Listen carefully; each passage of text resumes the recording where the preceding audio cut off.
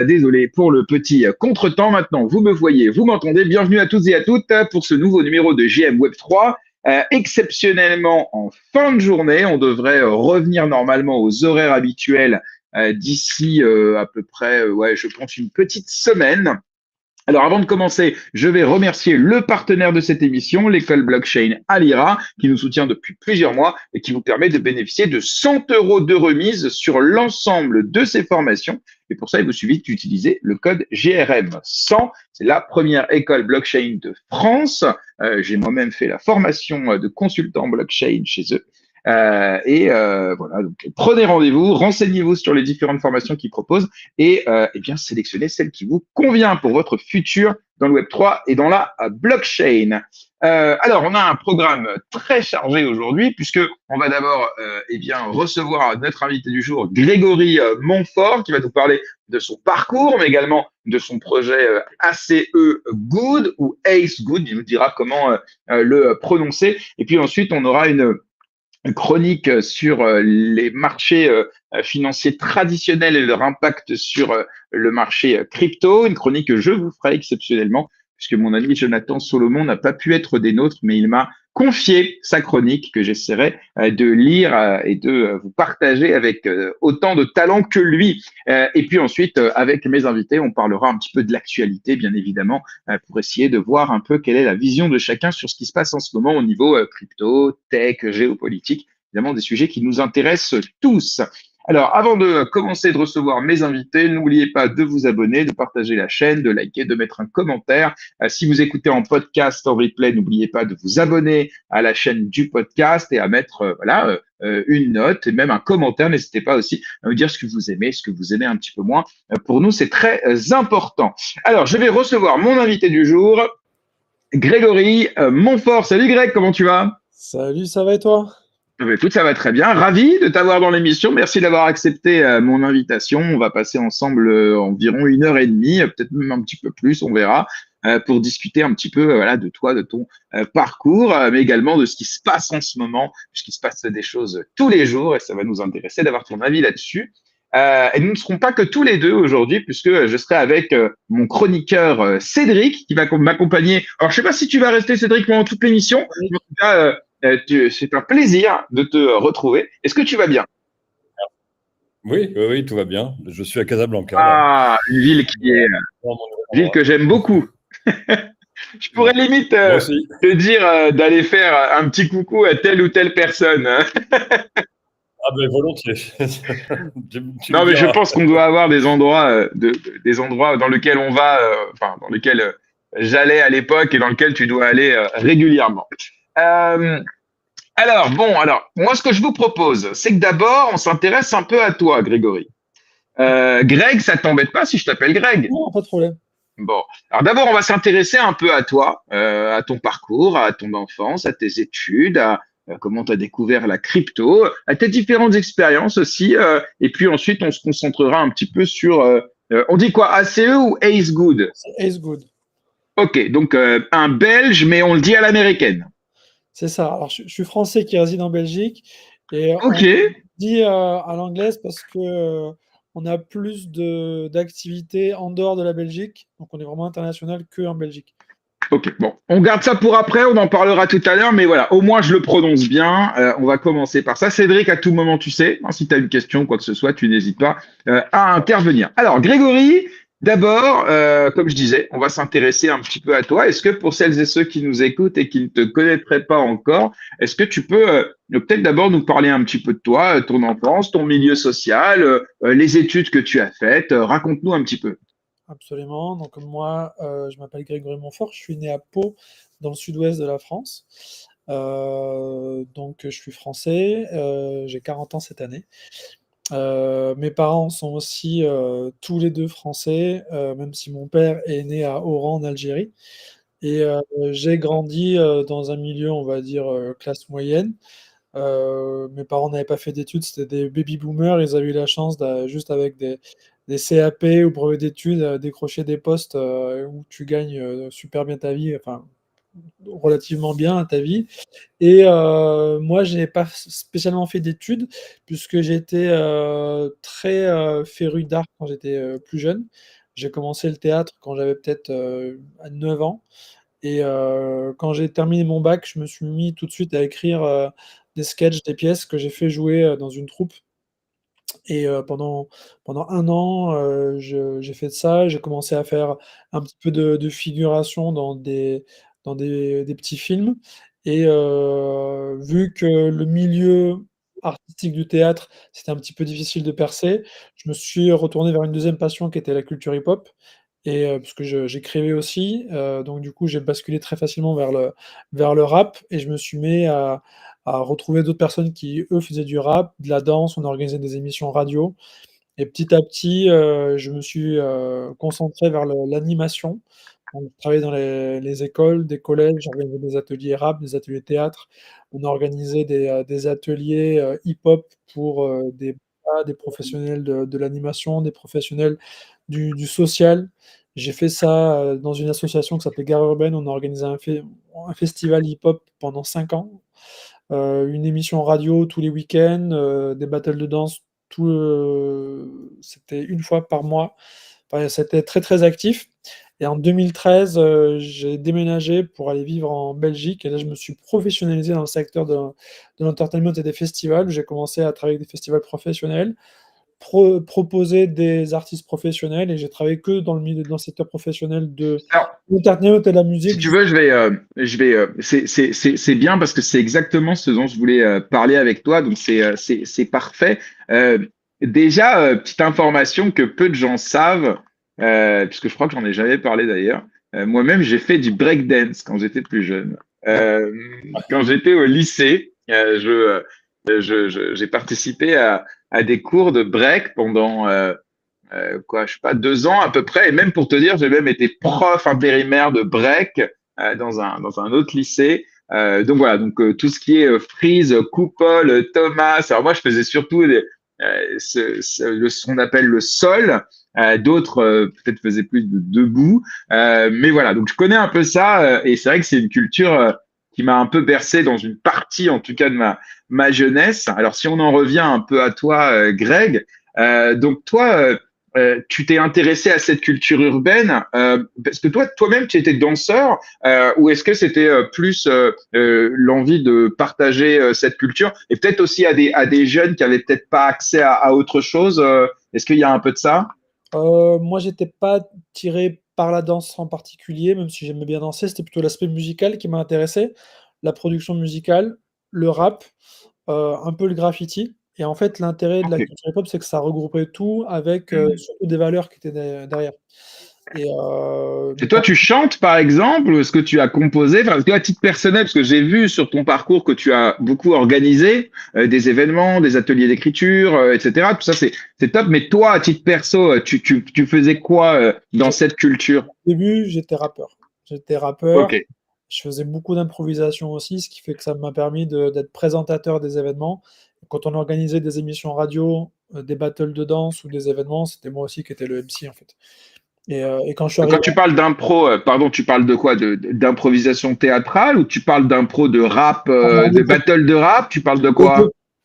les deux, je faisais des matchs d'impro au théâtre et je faisais de l'impro dans le rap. Et c'est d'ailleurs ça en fait qui m'a permis de me faire du réseau vraiment hip-hop quand je suis arrivé en Belgique. C'est que j'étais organisateur d'un concours de rap à Pau qui s'appelait le End of the Week, mais j'étais organisateur simplement de l'édition locale à Pau. C'est un concours qui s'organise dans toute la France, mais aussi dans d'autres pays. Et en fait, quand je suis arrivé en Belgique, ça n'existait pas en Belgique, et donc je l'ai implanté en Belgique, et j'ai organisé un concours de rap sur l'ensemble de la Belgique dès 2013. Et on a pu participer. J'étais du coup jury rap au championnat du monde d'improvisation rap, la première année où ça a eu lieu en Afrique. Donc c'était en Ouganda. Et je suis allé en 2014 à Kampala où j'étais jury francophone, parce qu'il y avait des rappeurs de tous les pays. Donc vous avez besoin de personnes qui parlaient français. Moi j'étais le jury qui donnait les notes aux rappeurs francophones, parce qu'il y avait un Québécois et un Français. Ok, Je excellent. suis rentré par là, quoi. Et d'ailleurs, c'est un de mes projets que j'ai, mais ça c'est un projet très perso, d'écrire les parallèles qu'il y a entre le milieu de la blockchain et la culture hip-hop, parce qu'il y a énormément de similitudes. par rapport à l'authenticité, par rapport au fait que c'est des choses qui fonctionnent en communauté, par rapport aussi au fait qu'il y a beaucoup de disruption par rapport à l'innovation. Tu vois, le Bitcoin, ça a pu se créer parce que les gens n'avaient pas forcément accès à la finance, ou ils n'avaient pas confiance dans le secteur financier. Et ben, en fait, le rap et la culture hip-hop, ça a pu se créer parce qu'ils n'avaient pas confiance dans l'industrie musicale. Donc, ils ont créé des labels indépendants. Donc, ils ont décentralisé quelque part l'industrie musicale déjà dans les années 70, quoi. Et donc, c'est très intéressant de voir le parallèle qu'il peut y avoir. Et moi, je suis rentré dans une organisation qui a créé le hip-hop en 73, ça s'appelle l'Universal Zulu Nation. Et tu vois, quand tu faisais partie de cette culture hip-hop, de cette organisation, tu avais des médaillons. Et quand tu allais rencontrer des gens, des Zoulous dans d'autres pays, il y avait toujours savoir si le médaillon était vrai, si tu étais un Zoulou authentique ou pas. Et en fait, ça revient sur les cas d'usage du NFT. Aujourd'hui, on demande est-ce que tu as un vrai NFT, pas un faux NFT. C'est très ressemblant. Et la façon qu'il y avait aussi de parler dans le hip-hop avec des acronymes, donc tu vois, les GM, les autres choses, tout ce qui s'utilise en fait en acronyme dans le secteur de la crypto, ça vient aussi de la culture hip-hop. Donc il y a plein de choses en fait de similitudes que les gens ne savent pas. Et moi, du coup, que j'avais fait pas mal de recherches, parce qu'à une époque, j'animais une petite émission autour du hip-hop sur une application qui s'appelait Kicker, qui n'existe plus. Et donc, j'ai pas mal de background en termes de knowledge sur la culture hip-hop. Et je trouve qu'il y a beaucoup de similitudes avec l'état d'esprit de cyberpunk et de la blockchain en général, en fait. Ok, mais c'est vrai que cette analogie, elle est hyper intéressante. Je n'y avais jamais pensé, mais c'est vrai qu'historiquement, le hip-hop, c'est ça, hein, c'est une réponse, disons, à la cartélisation de la musique qui la rendait finalement inaccessible, notamment, je crois, aux Noirs américains. Je crois que ça vient de là, hein. Ouais, Euh, pas que pour ça, il y avait une ségrégation aussi, alors que aujourd'hui, moi, j'utilise la blockchain pour favoriser l'inclusion financière. Donc, tu vois, on se rend compte qu'il y a des jeux de domination qui sont ultra capitalistes, et qu'en fait, que ce soit d'un point de vue musical, culturel, financier, c'est un petit peu les intérêts convergent, et c'est toujours les mêmes catégories de personnes, les ultra riches, les 1% qui détiennent un petit peu tout le reste. Et donc, finalement, les personnes qui ont réussi à disrupter ça, c'est à chaque fois par une innovation, qu'elle soit culturelle, qu'elle soit technologique. Donc, la blockchain, c'est plutôt technologique, le hip-hop, c'est plutôt culturel, mais ça a été une révolution en soi aussi. Et le breakdance, toi qui en as fait, c'était une révolution dans la danse, parce qu'on n'avait jamais vu une danse qui cassait autant les codes, où tu vas au sol, tu reviens, et en plus, le hip-hop, ça a été, tu vois, t'apprends pas le hip-hop enfin, en tout cas, t'apprends pas le breakdance dans un cours ou un conservatoire de danse. Tu l'apprends par toi-même. Et j'imagine que toi, tu as appris le blockchain par toi-même, même si maintenant il y a eu des écoles à l'IRA, mais les tout premiers, ils sont tous, entre guillemets, auto-formés sur des lives, des podcasts. Donc tu vois, il y a vraiment cet aspect autodidacte qui est très présent dans le secteur blockchain, qui était aussi très très présent dans le secteur hip-hop. ouais, complètement. Cédric, toi, le hip-hop, c'est un truc qui te parle ou pas du tout? Ça parle à mes Ouais, enfants, pas à moi. je vois. Non, non, je vois, je vois. Non, mais c'est intéressant. Alors, franchement, c'est hyper cool. Bah, si un jour tu fais quelque chose dans ce cadre-là, eh bien, n'hésite pas à me dire, hein, ça m'intéressera on en rediscute. Tu sais, il y a un projet qui s'appelle Tugs. Tu as peut-être entendu parler. Euh, Checker. Ouais, absolument. Je sais pas si tu es un peu proche du truc, mais ils font aussi un parallèle, alors un peu dystopique pour eux, si j'ai bien compris, Satoshi, c'est Tupac. Enfin bon, au-delà de ce storytelling que moi je trouve un peu bon, mais en tout cas, il y a un rapport quand même entre la blockchain et le hip-hop. Est-ce que c'est un truc que t'as regardé avec intérêt ou pas? Non, mais si, si, à fond, vraiment. Moi, là, je trouve que ce qui est super intéressant, c'est que ces deux parallèles-là, ça peut être pour moi le sujet d'un documentaire, le sujet d'un livre, voire le sujet d'une conférence, ou les trois en même temps, tu vois. Parce qu'il y a vraiment énormément de choses. Déjà, en fait, j'avais fait des mini-conférences vidéo à l'époque sur l'influence en fait des sectes de l'islam, donc les fameux Black Panthers et la Nation of Islam, qui avaient en fait influencé la création de la culture hip-hop. Et les gens ne le savent pas, mais par Ça, exemple, ça, c'est Luther King, ça. non, Luther King, il était protestant, donc il n'était pas du tout là-dedans. C'est plutôt Ah ouais, t'as raison, c'est Malcolm X, Malcolm autant X. pour moi. Bien joué. C'était plutôt Malcolm X. Et en fait, tu vois, Heu, un exemple tout bête, pour que les noirs aient accès à l'éducation, ils se mettaient en cercle, ils faisaient ce qu'on appelle des cyphers. Tu avais une personne au milieu qui récitait son savoir. Et aujourd'hui, toi qui as fait de la danse, tu as dû faire des cercles. Mm. Tu vois, pour de la danse, quand on est dans le rap, il y a le dernier en date qui a fait ça, c'était Fianso avec «Rentre dans le cercle». Donc il y a toujours ce côté cercle, donc c'est toujours il y a plein de symboliques en fait, qui peuvent être, ésotériques, spirituelles, qu'on a retrouvées en fait dans la culture hip-hop, qui sont ensuite rentrées dans une culture populaire que plein de gens réutilisent. Et donc ça pour moi, c'est quelque chose qui peut faire vraiment l'objet d'un documentaire, quoi. Ah bah complètement. Bah écoute, pour le coup, à faire, alors à faire. Est-ce que tu as besoin que je te mette en relation avec un producteur de documentaires? J'en connais un si tu veux, Gabriel, qui a fait un documentaire pour Arte, je crois, sur Bitcoin. Bah, avec plaisir parce que, je suis notamment, modérateur sur. Jean-Gabriel, pardon, Jean-Gabriel Guillet. Tu connais certainement. Il a fait un documentaire sur, je crois que c'était Arte, je peux te dire des bêtises, il faudrait que je regarde. C'est très intéressant et vraiment très vulgarisant. On l'a reçu dans Je l'ai l'émission à l'époque. regardé, ouais, sur Arte. Ouais. Bah, tu parles des documentaires, je suis, modérateur sur le festival de cinéma Millennium à Bruxelles. C'est un festival de films documentaires et donc il y a un panel sur le financement et donc je suis intervenant là-bas. Le 3 avril à Bruxelles. Et ben voilà, bah, le rendez-vous est pris. Et bon, en tout cas, voilà, sachant effectivement, euh, euh, excuse-moi, hop. Non, ouais, ok, d'accord, bah super. Bah, en tout cas, j'adore l'idée. Vraiment, s'il y a un truc qui se fait entre blockchain et hip-hop, j'en suis. Voilà, je te le dis, ça m'intéresse, je regarderai, ça m'intéressera vivement. Et je vois qu'il y a Millésimé qui aussi a l'air assez connaisseur de cette culture. Je voyais tout à l'heure Zulu King, l'Union. Ok.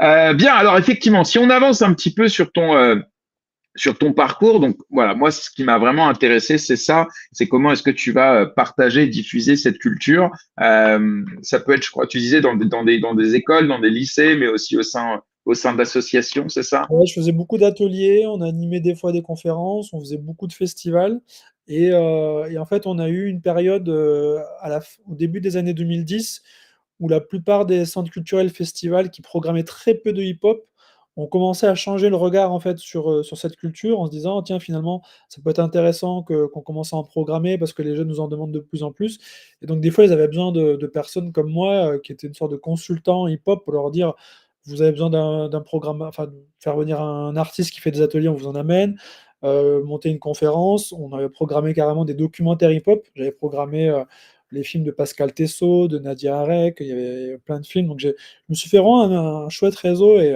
donc ça a été mon travail pendant de 2013 à 2020. J'ai fait ça de façon, full-time, professionnelle. Autant avec des petits artistes, pas du tout connus. J'ai d'ailleurs, fait mon premier coaching, scénique en Belgique avec Laure Ducommun et Romu Elvis. Alors Romu Elvis à l'époque n'était pas connu, tu vois? Et j'ai autant travaillé avec des légendes comme Kurtis Blow, qui est le premier artiste qui a fait un disque d'or dans l'histoire du hip-hop. C'était en 1980 avec le morceau, The Breaks. Tu dois peut-être connaître, c'est «Clap your hands everybody if you got great taste». C'est ce morceau-là qui est assez connu et j'ai travaillé, j'ai même programmé des artistes comme Rick Ross, quoi, tu vois?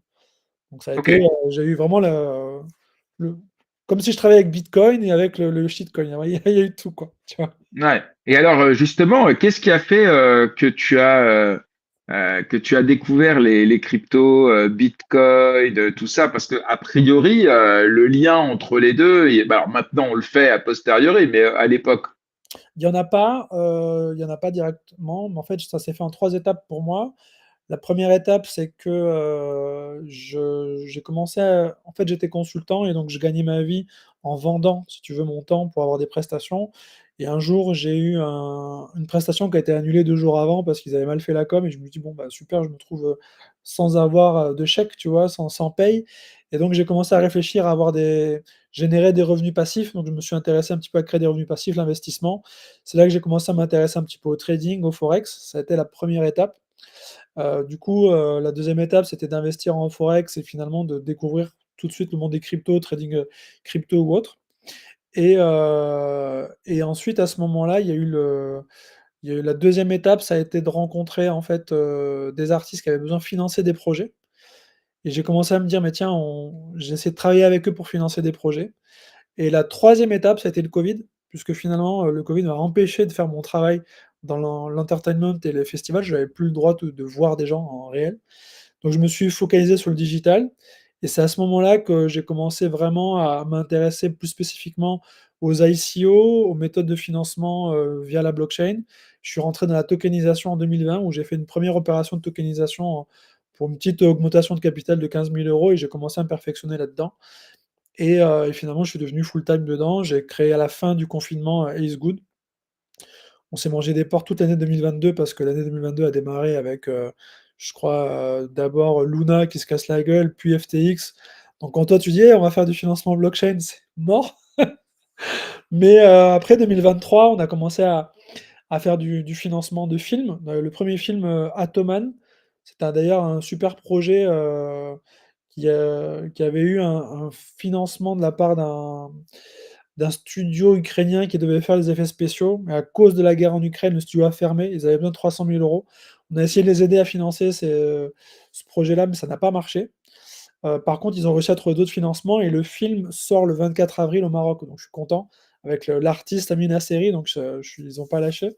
Ça a été notre première expérience et en fait, on avait fait l'erreur de créer une plateforme que pour le film, alors que mais on se rend compte que les artistes, ils ont besoin d'une plateforme un peu généraliste. Donc on a créé une plateforme fin 2023 qu'on a présentée au CES de Las Vegas en janvier 2024 et en fait, on se trouve qu'on a eu une récompense pour ce modèle-là d'avance sur recette, tokenisé et donc J'allais t'en parler justement, et ça fait une transition parfaite justement de cette récompense au CES Las Vegas. Est-ce que tu peux nous raconter un petit peu qu'est-ce qui t'a amené à... Comment ça se passe? Est-ce que tu as postulé ou est-ce que c'est eux qui t'ont trouvé? Ensuite, raconte-nous un peu quand tu es parti là-bas. donc à l'époque, quand j'ai fait, les avances sur recettes tokenisées, je le proposais qu'aux artistes et finalement, à force d'en parler, il y a des startups ou des entreprises qui m'ont dit: «Mais nous, ça nous intéresse». Donc le premier cas d'usage qu'on avait trouvé, c'était le projet Selfbar, avec qui j'avais déjà participé à l'ICO. Ils se sont dit: «Tiens, on va faire des avances sur recettes». C'est un petit peu le modèle, hein, de ce qu'on appelle l'avance brasseur, où tu as, un brasseur qui, tu sais quand tu ouvres, un café ou un bar, tu vas négocier avec un brasseur qui va dire, «T'inquiète, je te paye tout ton matériel, je t'installe les tables, les parasols, tout. Par contre, en contrepartie, tu vas te fournir chez moi pendant 10 ans», tu vois? Et donc, ce modèle-là, on l'a un petit peu dupliqué dans le modèle Selvar où les gens faisaient des avances sur recettes pour financer le projet. Et donc on essayait de lever des fonds, et donc on faisait plusieurs événements jusqu'à ce qu'on aille à l'événement Chaka Biarritz qui à l'époque s'appelait NFT Biarritz.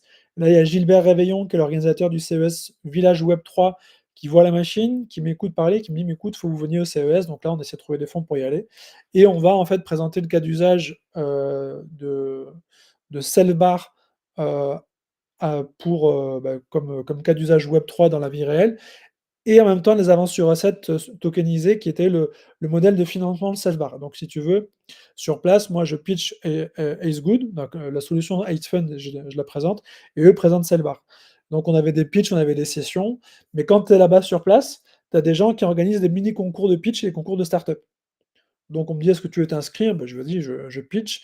Donc je m'inscris au concours de pitch, Web3. Il y avait des concours, Sporttech, Biotech, Deeptech, IA et plein d'autres. Donc je m'inscris au concours, Web3. C'était le dernier jour, le vendredi. Je pitch et je termine premier. Alors je dis: «Ah ouais, super et tout», mais c'est vraiment un tout petit comité et je dis: «J'ai gagné quoi?» On m'a dit: «Ah bah, tu es simplement qualifié pour la grande finale, toutes catégories confondues», qui avait lieu justement au village Web3 et là, il y avait carrément Gary Shapiro qui est le CIO du, comment ça s'appelle? Du CES qui vient là pour, remettre les prix et donc on vient repitcher une nouvelle fois et donc en troisième position, il y a une société suisse qui a gagné, enfin qui faisait des scénarios grâce à l'IA qui termine en troisième position. En numéro 2, c'est une entreprise qui venait de gagner les Innovation Awards qui s'appelait Renewtech, qui fabriquait en fait des générateurs, propres grâce à l'hydrogène pour remplacer les groupes électrogènes en fait en Afrique qui polluent, tu vois? Ils terminent deuxième. Donc moi, j'étais dans le public en train de regarder, je dis: «Ah ouais, bravo et tout», parce que j'avais sympathisé avec Renewtech et je termine premier. Encore une fois du concours, en toute catégorie, je m'y attendais pas et donc je monte et donc voilà, ça m'a ouvert les portes, ça m'a ouvert des réseaux et ce qui est assez chouette, c'est que sur Du coup, le projet SLBAR a pu aussi en profiter de cette traction. Ils ont pu lever encore plus de fonds sur l'année 2024. Je crois qu'ils avaient levé 500 000 euros avec ma plateforme en 2023 et en 2024, ils ont C'est le atteint. bar, on rappelle, hein, moi je les ai vus à différents événements. En fait, ils placent des unités de bars en fait qui distribuent de la boisson.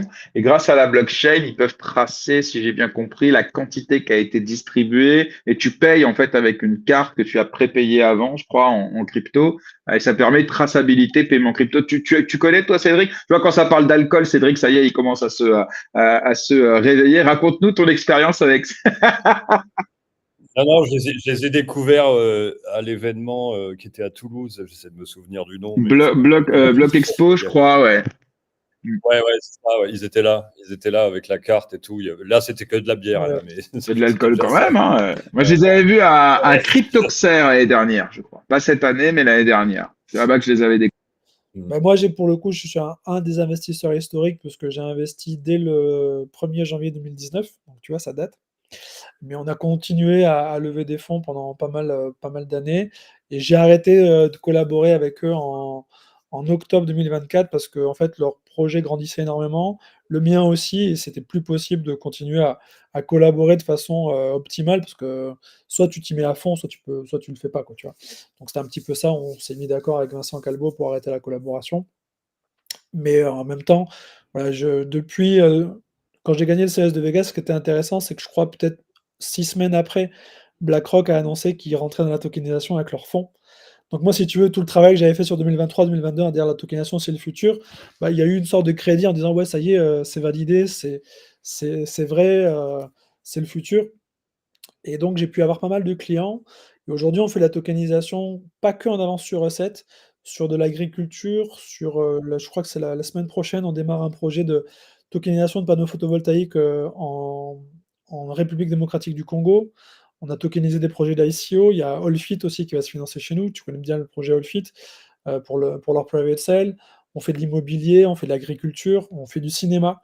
Donc, au mois de février, d'abord en 2024, on a vendu des avances sur recette d'un catalogue de séries qui sont diffusées sur Canal+ sur Arte. Les royalties ont commencé à être redistribuées en janvier, donc c'était 27% de rendement. Donc comme il restait des jetons à vendre, on a refait un appel auprès des investisseurs et en février, on a relevé 50 000 euros pour eux. Donc on sera présent au Festival de Cannes d'ailleurs au mois de mai, le 17 mai, sur un panel financement lors du Festival de Cannes avec le pavillon Afrique.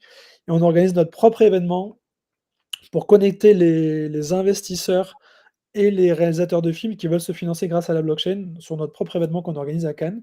Donc tu vois, on a vraiment plein de sujets autour de la tokenisation parce que c'est ultra vaste. Et moi, ça me fait vraiment kiffer parce qu'à CryptoXer, cette année, on a présenté une... Alors justement, parce qu'effectivement, je pourrais te Du coup, laisser. quoi, tu Ouais, vois. ouais, je vois ça. En fait, tu pourrais faire seul, hein. En vrai, nous, on peut y aller, hein, Cédric. Non, non, mais effectivement, c'est ça qui est passionnant, c'est qu'en vrai, ton métier, il est transversal et tu multiplies les expériences et finalement, c'est ça, je pense, qui t'enrichit. Mais effectivement, tu allais parler de CryptoXR cette année, encore un événement réussi grâce à Maxime et son équipe. Et c'est à l'occasion d'ailleurs de cet événement que nous nous sommes rencontrés. Et à ce moment-là, tu avais permis la tokenisation d'une Lamborghini. Est-ce que tu peux nous raconter ça? Alors, il y avait la Lamborghini qui était présente pour l'aspect com. En fait, on a tokenisé une voiture de grand tourisme pour faire une compétition d'endurance qui s'appelle les Ultimate Cup Series. Je crois que ça a lieu en 3-4 courses d'endurance. C'est un petit peu comme les 24 heures du Mans, mais si tu veux, en plus petit. Et là, en fait, on avait permis de tokeniser un prêt participatif où chacun pouvait acheter des jetons de 10 000 euros et avoir le droit à un rendement sur on va dire, les prêts de la voiture, parce que la voiture, en fait, elle est utilisée pour des stages de pilotage, pour des sponsoring autres, donc en fait, elle génère du cash, donc tu as un petit rendement sur la voiture. En même temps, tu as un stage de pilotage avec l'équipe Craft Racing, puisque Stéphane Kraft est un ancien pilote, il a son équipe à Brest où il participe à différents courses, et tu as 5 places VIP pour les Ultimate Cup Series, mais t'es en catégorie en fait pilote, c'est-à-dire que tu es dans l'écurie avec l'équipe tu vois les changements de pilote, tu vois les mécanos qui bidouillent sur la voiture. Enfin, tu fais ça avec eux et tu rencontres au plus près tous les coureurs connus comme Sébastien Loeb, comme David Hallyday, comme Raoul Marquisio, comme GMK, et plein d'autres, Nicolas Prost, qui participent à cette compétition. Donc, tu es en plein cœur. Ici, c'est un investissement plutôt passion, parce que 3% de rendement l'année, c'est pas fou, surtout pour les gens qui sont dans la crypto. Mais par contre, ça te permet de pouvoir vivre une expérience au sein du milieu automobile de course et de pouvoir toucher du doigt ça. Donc, c'est vraiment une sorte il n'y a pas d'intermédiaire, tu vois, c'est un peu la blockchain, c'est du peer-to-peer quelque part entre les investisseurs à ce mode-là, tout en en ayant un petit rendement qui permet finalement d'avoir ton remboursement, quoi. Et ça, on le fait avec Stéphane Kraft. L'opération de financement se clôture le 30 mars. Il reste encore des jetons à vendre. Mais la bonne nouvelle, c'est qu'on a vendu suffisamment de jetons et eu des sponsors qui fait que le projet va se faire dans tous les cas. Donc aujourd'hui, les jetons qui sont encore à vendre, c'est simplement du pur bonus. Mais vous pouvez encore acheter des jetons et participer à cette expérience unique. Et justement, j'ai vu que tu étais ambassadeur Belgique de Self-Bar. Donc, ça y est, maintenant, je crois que ça y est, c'est terminé, tu as moins le temps. Et plus récemment de Allfit. Est-ce que tu peux nous expliquer c'est quoi le rôle d'ambassadeur? Ton taf, c'est quoi? Trouver des clients, trouver des investisseurs, promouvoir la marque? Et comment ça se passe, toi, en Belgique? Comment tu as des relais? Tu te déplaces, tu prends des rendez-vous? Enfin, raconte-nous un petit peu. Alors, le travail d'ambassadeur, il est assez spécifique, surtout pour un projet Allfit, parce que Allfit, c'est depuis 2 ans que je collabore avec eux, ils ont fait pas mal de pivots. Donc mon but, c'est de leur trouver les personnes ressources au bon moment. Donc à un moment, ils étaient là, ils étaient en levée de fonds, c'était trouver des investisseurs, des VC. À une époque, ils avaient besoin de trouver des artistes. À une autre époque, ils avaient besoin de trouver des diffuseurs. À une époque, c'était trouver des applications décentralisées. Donc on essaye d'être une sorte d'apporteur d'affaires pour eux et de trouver les bonnes personnes ressources. Sinon, après, ce sera tout simplement, une fois que le projet sera vraiment lancé, ce sera être une sorte de représentant de la blockchain Allfit sur le territoire belge. Pourquoi en fait la Belgique c'est important? C'est qu'il y a un des plus gros incubateurs musique tech d'Europe qui s'appelle Wallifornia, qui se trouve à Liège justement. Et c'est eux notamment qui ont contribué à créer le festival Les Ardentes. Je ne sais pas si tu connais ce festival-là. Donc il y a un vrai Ouais, ouais, je enjeu, si vois. tu veux, musique et tech. Et donc quand tu crées une blockchain dans le secteur de la musique, tu peux pas te couper de ce genre de réseau-là parce que, en gros, je te fais ultra raccourci, hein, c'est pas tout à fait vrai ce que je dis, mais quand tu mets en place un POC musique tech auprès du festival Les Ardentes, grâce à Wallifornia, ça peut être mis en relation directement avec, comment ça s'appelle ce gros festival qui a Tomorrowland, voilà, qui est encore un plus gros festival, et aussi à Coachella, par exemple. Parce que toutes les innovations dans la tech, elles sont souvent très connexes, c'est un tout petit milieu, et donc tu vois bien tout de suite l'intérêt pour une entreprise, une start-up d'aller chercher des marchés, parce qu'en te connectant juste avec un incubateur ou accélérateur, tu as accès à des réseaux que ce serait hyper compliqué d'avoir. Donc ça a un intérêt pour la blockchain Allfit de le faire, et donc bah voilà, je suis naturellement devenu ambassadeur avec eux. Je suis allé au South by Southwest en 2024 à Austin. On a vraiment fait des super contacts. Et là, maintenant, ils ont dit, bah, tiens, pour tout l'énergie que tu mets avec nous, on va lever des fonds sur ta plateforme. Bon, super. Ouais, c'est sympa. Je t'interromps une petite seconde pour préciser à celles et ceux qui nous écoutent que vous pouvez contribuer à la chaîne avec le Tipeee que j'ai lancé il y a quelques semaines de cela et qui vous permet à partir de 1 € de faire un don et ça nous permet voilà de continuer à produire ce contenu. Je précise aussi, et c'est important, que le contenu et l'invitation que j'ai lancée à Grégory n'est pas sponsorisée en aucun cas, hein. Voilà, le but du jeu, c'est vraiment de faire venir des builders pour qu'ils nous parlent de leur expérience, de leur vision, typiquement de leurs produits, mais c'est en aucun cas des appels ou des conseils en investissement, vraiment en aucun cas. Donc faites évidemment vos recherches, mais ce qui nous intéressait quand on a reçu Grégory, c'est vraiment son parcours d'entrepreneur dans le secteur de la blockchain. Voilà, cette petite précision est en fait. On peut continuer. Cédric, si tu as des questions, surtout, n'hésite pas. Ouais, Donc, je, ouais, vas-y. je voulais revenir histoire de bien comprendre la tokenisation, ce que tu appelles la tokenisation en fait. Alors, en plus, visiblement, tu l'appliques sur des domaines qui sont. Tu peux nous expliquer un tout petit peu plus comment ça fonctionne, je ne sais pas, par exemple, sur l'avance sur recette. Et Ouais. surtout, est-ce que tu n'as pas eu des problèmes juridiques d'autorisation de pouvoir faire ça, etc.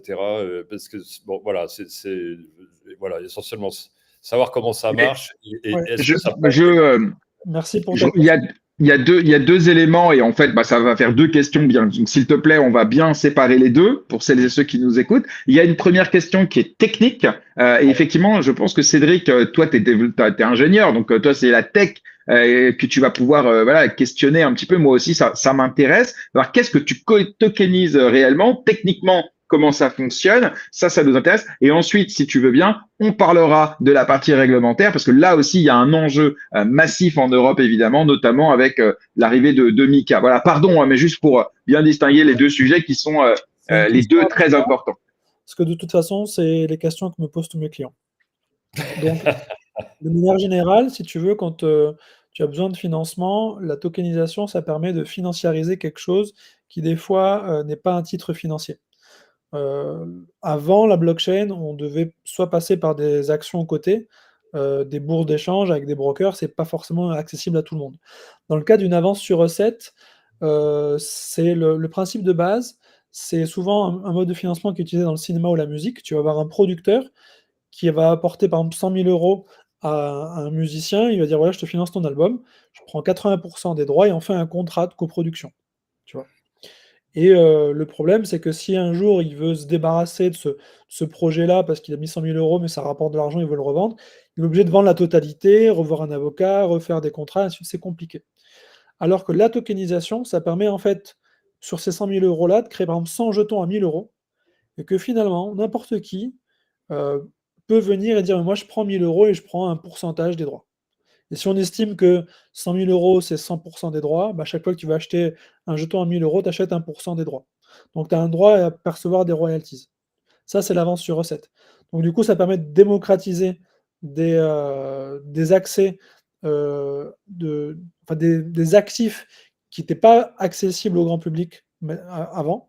Ça permet à des personnes de pouvoir se financer aussi sans passer par des gros producteurs, parce que les gros producteurs, c'est soit ils te bouffent tout cru et finalement c'est pas intéressant pour toi, ou soit en fait ils ont des budgets, tu vois, quand tu vas avoir des subventions, ils ont des budgets pour financer des films, et si finalement, tu arrives, il y a plus de budget ou tu connais pas parce que tu es pas le fils d'eux ou machin, bah, tu as pas le financement. Donc là, en fait, on va faire une sorte de décentralisation quelque part du financement, puisqu'on va pas passer par des institutions, on va pas passer par des gros financeurs, on va permettre à tout à chacun de pouvoir créer son jeton et le vendre à sa communauté. Et pourquoi Ça, tu c'est ce fais qu'on fait d'un point de vue. je me fais un peu l'avocat du diable, mais le crowdfunding, c'est fait pour ça. Et qu'est-ce que ça t'apporte de faire ça sur la blockchain en plus? Alors le crowdfunding, c'est différent de la tokenisation.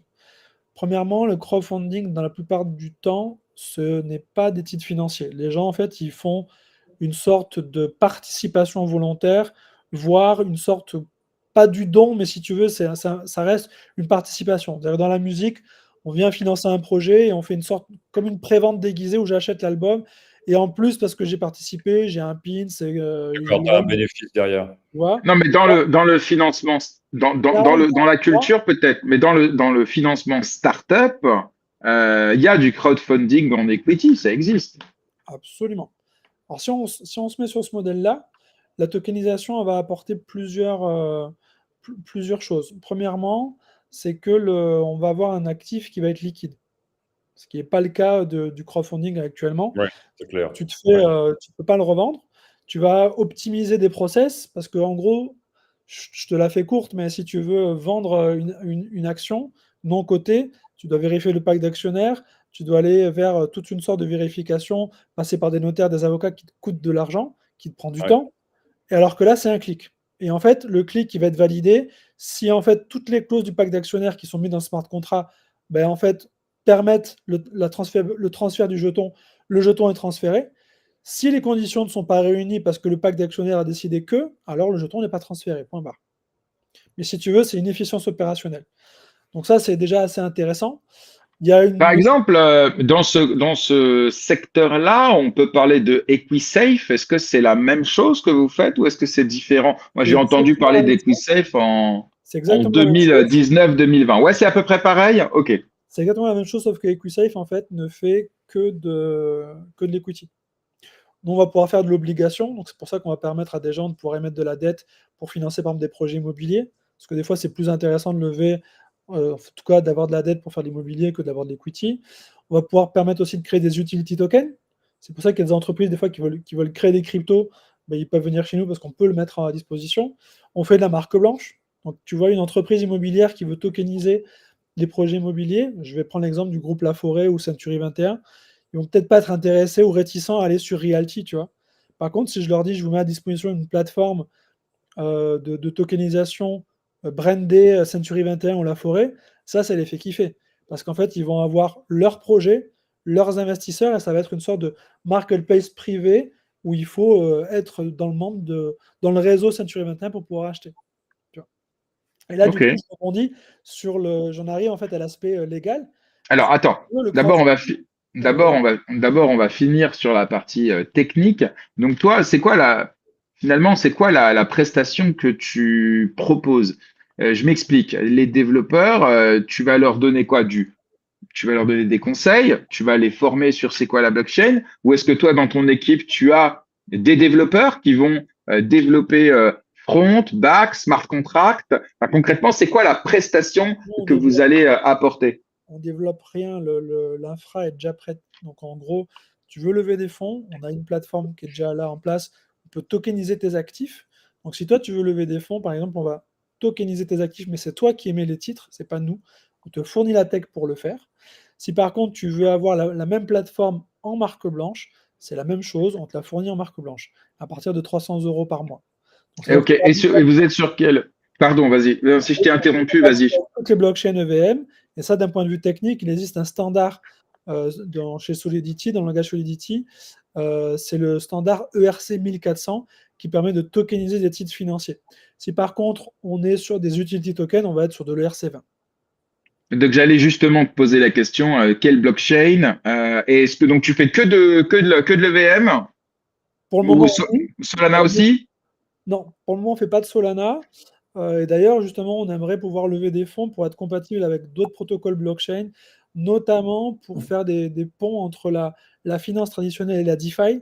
Parce que le gros intérêt, c'est ça encore une fois par rapport au crowdfunding, c'est que si tu as un jeton, une part d'entreprise, tu vois, peu importe la blockchain, tu peux utiliser ce jeton en collatéral pour aller sur des protocoles de lending en DeFi et justement aller solliciter des fonds et mettre ce jeton en collatéral.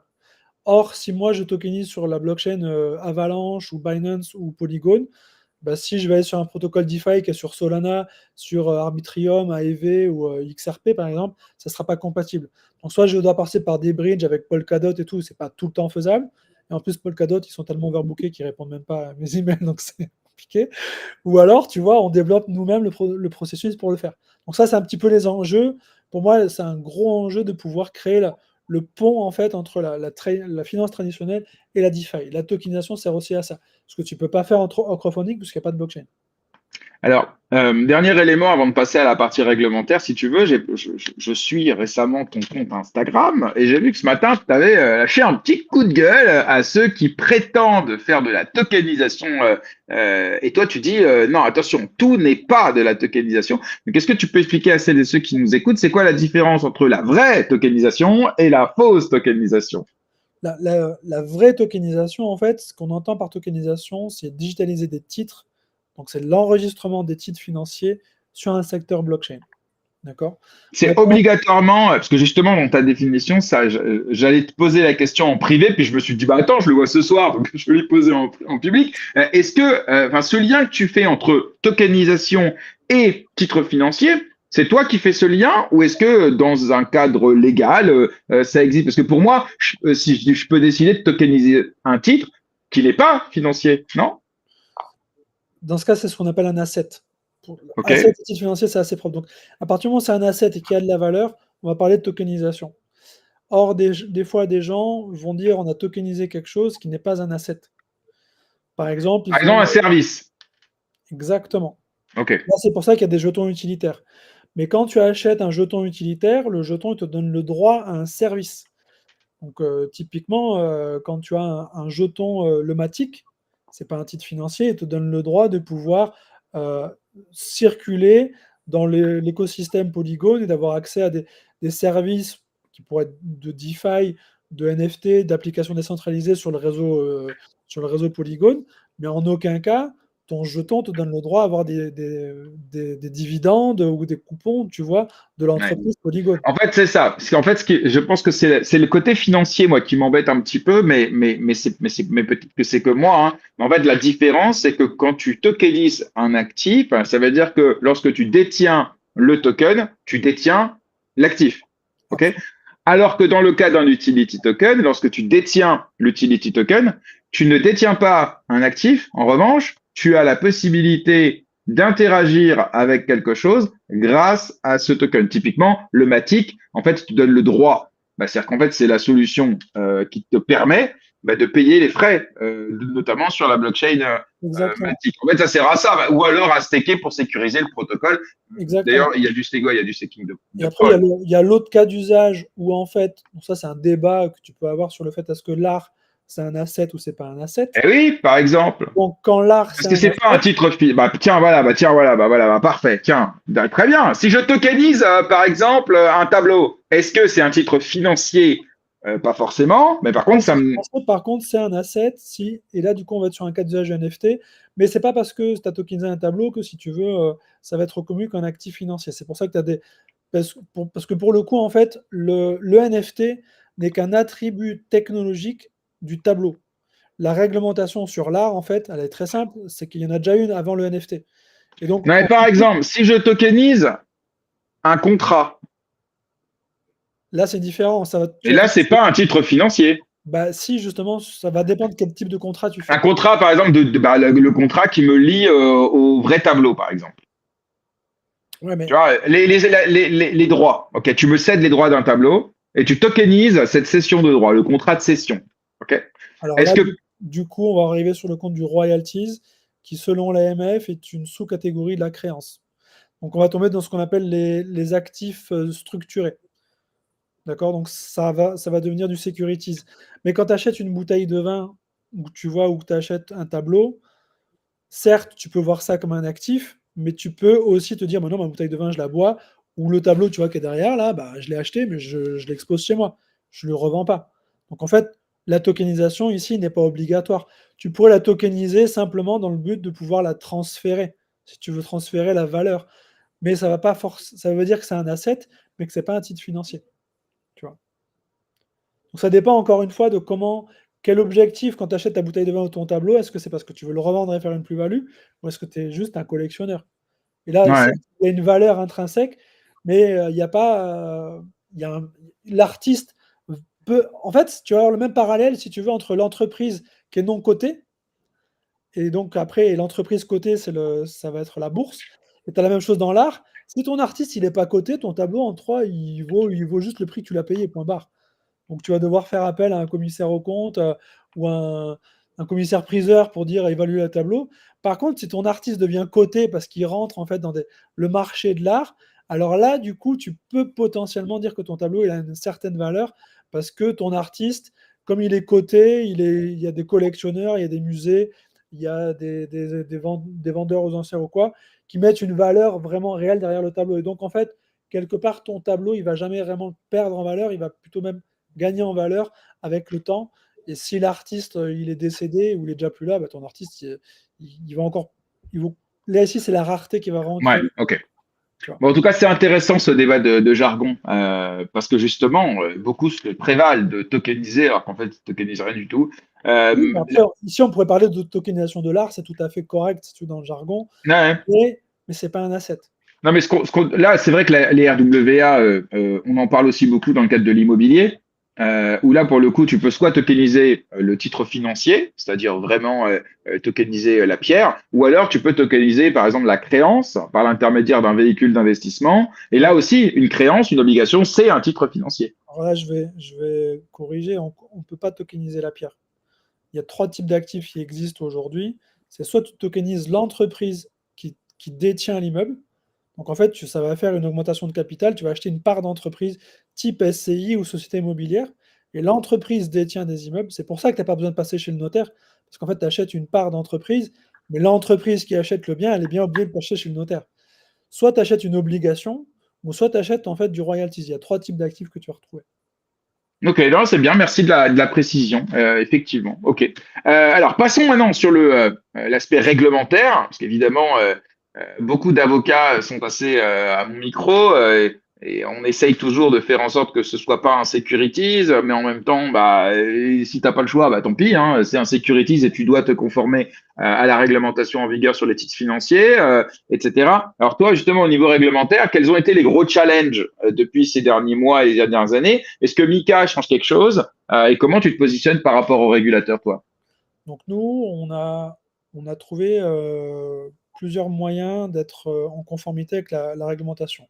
Premièrement, déjà sur la plateforme, on n'a pas besoin d'être PSAN ou autre, parce on ne détient jamais les actifs des investisseurs ni des clients. Donc quand les gens achètent, ils ont un portefeuille qui est dans un coffre-fort, dans un vault, et c'est eux qui détiennent la clé privée. Donc comme on ne fait pas de conservation d'actifs, on n'a pas besoin d'être PSAN à ce niveau-là. Et après, concernant la levée de fonds, ce n'est pas un problème que ce soit un securities, puisqu'en fait, avant les levées de fonds blockchain, les régulateurs avaient déjà fixé un cadre. C'est ce qu'on appelle les cadres d'opérations de financement privé. Et dès que tu es en dessous des seuils en fait, de 1 million d'euros ou moins de 150 investisseurs privés, bah, tu n'as pas forcément besoin de te déclarer. C'est comme quand tu vas conduire ta voiture. Si tu respectes le code de la route, tu n'as pas besoin d'aller à chaque fois prendre ta voiture, voir la police pour dire et au fait, je respecte le code de la route. Limite, la police, ils vont trouver ça suspect. Ils vont dire bon, à chaque fois qu'il conduit sa voiture, il nous dit qu'il respecte le code de la route, on va aller enquêter. Donc, si toi, à chaque fois que tu fais une opération financière et que tu es dans le cadre, tu vas contacter le régulateur, ils vont se dire c'est bizarre.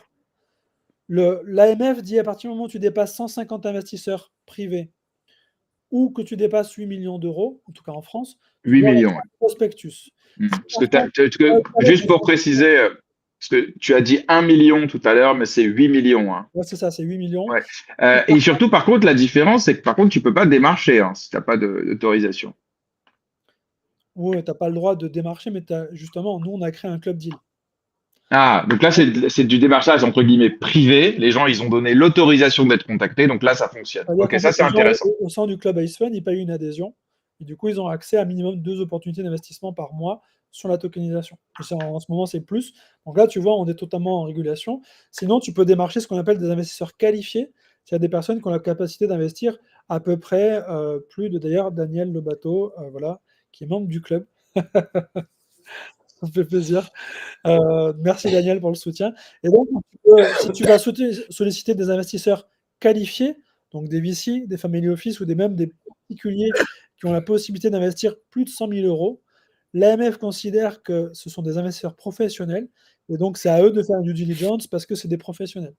Parce que l'AMF, leur travail, c'est surtout de protéger les petits investisseurs privés.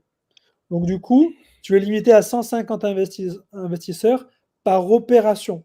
Donc dans le cas d'un opérateur immobilier, tu peux faire 10 opérations par mois. Du moment que ce n'est pas la même opération, parce que tu vas financer plusieurs opérations différentes, tu peux Ouais, c'est solliciter clair. 150 investisseurs. Et si tu vois, donc il y a entre guillemets des nuances comme ça qui fait qu'on a des personnes, d'ailleurs c'était le cas de Selbar, hein, ils ont levé 2 millions d'euros en étant totalement dans le cadre juridique de l'AMF. Ok. Et vous, alors, quand vous accompagnez un client, vous l'accompagnez aussi sur ces éléments-là, j'imagine vraiment de A à Z, ou est-ce que vous devez vous faire accompagner de cabinets, vous devez avoir accès, enfin, vous devez faire appel à d'autres prestataires? On fait les deux, c'est-à-dire que nous, on va d'abord donner un cadre juridique parce il existe déjà. Donc quand il y a une opération de financement qui est relativement simple, tu vois, type BSR ou quoi, bah, si le contrat, nous, on va juste demander à ce que le pacte d'actionnaires ou le contrat de BNSR ait été rédigé par un juriste ou un avocat, parce que c'est mieux. C'est pas tant pour la tokenisation, c'est plus pour protéger l'investisseur et pour protéger le, le porteur de projet, parce que si tu veux, le but d'un contrat, c'est quand il y a un problème que tu vois si c'est un bon contrat ou pas. Et nous, en fait, ce contrat-là, on va le mettre sur la blockchain. Donc, on va donner un cadre, on va dire, est-ce que votre contrat, il a été vu par un avocat ou pas? Si par contre, quand il y a des opérations ultra complexes, là, par contre, on va faire des introductions. On travaille avec le cabinet Allard et Mollard, donc plus particulièrement Jérémy Astavola, Maître Mohand Ouija, de CMO Avocat, hashtag Avocat avec Arnaud Toiti. On a pu collaborer, là, je travaille avec le cabinet j'ai oublié le nom parce qu'avant c'était Medalo, mais ça a encore changé. En tout cas, c'est Thibaut Vermiste qui m'accompagne sur la juridiction belge. On travaille avec des avocats sur la juridiction suisse, dont notamment Maître Mélan et un autre avocat qui est aussi membre du club. On a cette capacité à Ok, trouver des avocats selon le secteur d'activité. Donc ça peut être l'IP, la blockchain, ok, l'immobilier, très clair. et selon le territoire. Et au niveau du marché, vous avez vu une évolution, je sais pas, sur 12 ou sur 24 mois, une demande qui explose, ça dépend de quoi? Et comment vous, effectivement, vous faites en sorte de faire connaître justement la tokenisation? Alors en janvier 2024, quand j'étais au CES, à cette époque-là, j'avais 3 clients. Aujourd'hui, j'en ai 45. Ça t'explique un petit peu le boom où ça augmente. J'ai certains clients qui sont des institutionnels. Donc aujourd'hui, j'ai la chance de discuter avec des gouvernements qui veulent tokeniser leur budget pour apporter de la transparence et de la traçabilité avec des paiements stablecoin. Donc c'est des gouvernements évidemment dans des pays émergents, parce que si tu veux, je vais reprendre une citation de Samuel Vico que j'aime bien, c'est que quand tu veux bâtir une cathédrale, c'est plus facile sur un terrain vierge que sur un terrain où il y a déjà des habitations. Donc les pays émergents passent plus facilement à la blockchain, à la tokenisation que les grands pays. Néanmoins, aujourd'hui, les plus gros émetteurs de titres tokenisés sont les États, notamment pour les bons du Trésor ou autres. Ouais, même on a vu à l'Italie, la France, la Caisse des dépôts et consignations, etc., qui ont émis des obligations sur la blockchain, etc. On voit ça aussi, ouais.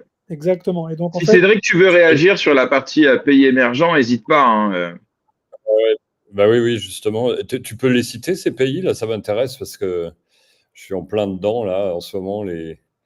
J'habite au Maroc et je ne sais pas si tu le sais, mais il y a une loi qui va sortir, qui va donc, parce qu'ici au Maroc, c'est interdit dans les cryptos, enfin tout ce qui est autour de la crypto, c'est interdit, sauf qu'il y a une loi qui va sortir. Là, moi, j'ai eu le texte entre les mains. Donc ça va devenir complètement légal et d'ailleurs la loi est plus que favorable. Mais justement, il y a des pays qui veulent prendre le risque de mettre leur budget sur la blockchain. Ça, c'est vraiment intéressant, ça. alors, le budget sur la blockchain, ça ne veut pas dire que si tu perds ta blockchain, tu as l'argent. En fait, Non, non. le cas d'usage qu'on est en train de mettre en place, je ne vais pas citer le pays parce qu'on est sous NDA, mais on est sur des pays qui bénéficient de financement de Banque mondiale et de l'ONU pour, par exemple, Ouais, tu vois, pour la malnutrition. Et donc, dans le cas d'un tokenisation du budget de l'agriculture, eux, ils ont besoin d'attribuer des subventions, donc ils représentent du coup un actif à des agriculteurs, et ils ont besoin de savoir est-ce que l'agriculteur achète bien un tracteur ou qu'il ne va pas acheter une Mercedes. Donc il y a quelque part l'intérêt qui est intéressant, c'est que souvent tu vois les subventions, elles sont octroyées en plusieurs étapes. Ça revient ici à la fractionnalité d'un jeton. Si j'ai une subvention de 10 000 euros, je peux donner une fraction du jeton, tu vois. Et potentiellement, pour une traçabilité de paiement, je vais aller utiliser un stablecoin. Et comme la plupart de ces financements se font en dollars, ben on va utiliser par exemple un USDC sur la blockchain Avalanche. Donc c'est génial parce que ça va apporter une vraie patte blanche qui permet d'avoir rassuré en fait sur comment les fonds sont utilisés, comment l'argent est géré, éviter d'avoir cette corruption, parce que la corruption elle est à tous les étages dans ces genres de pays-là, mais elle est pas, si tu veux, malsaine, parce que la corruption, elle est parce que comme les pays sont pauvres, les gens ils ont tendance entre guillemets, si tu veux, à prendre à chaque fois leur part du gâteau parce qu'ils ont besoin de manger. ouais, je connais très bien. Et là, l'idée, en fait, c'est de dire aujourd'hui, de la même manière que tu vas sécuriser le réseau blockchain, le réseau de Bitcoin, tu vas être rémunéré pour ça. Donc aujourd'hui, on te dit, au lieu de prendre une part du gâteau et de voler, entre guillemets, un peu à quoi l'argent Ouais. est destiné, tu vas contribuer à faire ton travail. Et parce que tu as sécurisé le réseau et que tu as bien fait ton travail, tu vas être récompensé. Et ça, on peut le tracer dans la blockchain. Donc si tu veux, on inverse les paradigmes en disant, au lieu de faire mal, tu fais bien et tu es quand même payé. Donc du coup, il n'y a plus besoin d'être corrompu. Ouais, Payés, ouais, plutôt parce que que de les gens, en voler. fait, ils ont juste Ouais, besoin d'être payés. S'ils sont payés, ils s'en fichent, hein, tout à tu fait. vois. Et du Ouais. coup, Une question. le cercle vertueux, c'est que le financeur, au final, qui est la Banque mondiale ou l'ONU, ils vont dire, mais du coup, c'est traçable, aujourd'hui, on a une opacité, on va pouvoir le voir jusqu'au bout et potentiellement, on peut octroyer plus de financement. Donc c'est un cercle vertueux, quoi. Ouais, ouais, ça peut être que vertueux. Juste une question un peu technique, mais si tu alloues des subventions, typiquement à l'agriculture, par exemple, tu fais ça dans un wallet avec des stablecoins. Euh, comment ils transforment en monnaie locale? Comment ça se passe? Parce qu'à un moment donné, il faut qu'ils sortent ça pour pouvoir acheter leurs produits ou je ne sais, ou payer leurs Il se trouve que employés, dans les etc. Comment ça? pays où on est en train de mettre ça en place, le dollar est une monnaie légale. Donc on pourrait Ah oui, ça aide. donc déjà, c'est une grosse facilité. Donc si tu veux, il y a d'un côté l'octroi du jeton qui est la subvention, qui va être en fait Mm. quelque part le droit à recevoir le paiement. Comme si tu avais une sorte de bon du trésor ou un titre, tu dis: «Je veux l'échanger contre, Ouais. bah, de la monnaie fiat». Sauf que là, au lieu de te Mm. donner du dollar pur, on va te donner de l'USDC sur ton wallet. Et en fait, il y a 2 solutions. Soit on va te dire: «C'est pour acheter un matériel bien spécifique qui est éligible à la subvention et ça, ce matériel-là, tu peux le payer qu'en USDC». Donc ça veut dire du coup une traçabilité des Ah oui, là, paiements. c'est sûr que c'est Si simple. maintenant, en fait, Ouais. tu veux utiliser, l'argent pour autre chose qui est éligible, alors là, on peut échanger tes USDC contre des dollars et tu peux aller te les échanger. Mais si tu veux, si c'est par exemple pour aller acheter, autre chose, chez les bobus du coin et on peut comprendre qu'il y a pas nécessité d'avoir une transparence sur tout parce qu'il y a une vraie économie, informelle en Afrique. Mais du coup, on est en mesure de Ouais. dire ce ce cadre d'informel a été il y a eu une transaction où les USDC ont été échangés contre des vrais dollars, Ouais, par exemple, pour payer des salaires, tout par simplement. exemple. Ouais, ouais, d'accord. Donc, en fait, vous organisez le off-ramp, en fait. C'est pas nous, c'est l'État qui va le faire, mais nous, on va lui fournir la tech pour. D'accord, ok. Super intéressant. Il faudrait qu'on en reparle parce que j'ai plein de choses à faire Bah, là-dessus. ce qui est super intéressant, c'est que le modèle qu'on est en train de mettre en place, on veut le dupliquer dans d'autres pays. Donc là, en fait, on recherche Mm. à faire des POC, même à petite échelle. Donc tu vois, l'idée, c'est qu'on va pas révolutionner, si tu veux le mettre en place au Maroc, l'idée, moi, c'est ce que je dis toujours, il y a des gens, ils viennent me voir en disant: On a 1 milliard à tokeniser, c'est compliqué». Mais non, je dis: «Commencez par faire peut-être 1 million ou 100 000 € sur la blockchain». Comme ça, vous vous familiarisez avec le process, quitte à faire un petit POC dans un village ou avec une petite entreprise et après on le duplique. Il y a pas besoin de tout faire d'un coup, quoi. On fait un projet pilote. Ah non, non, mais ça, je suis totalement en phase.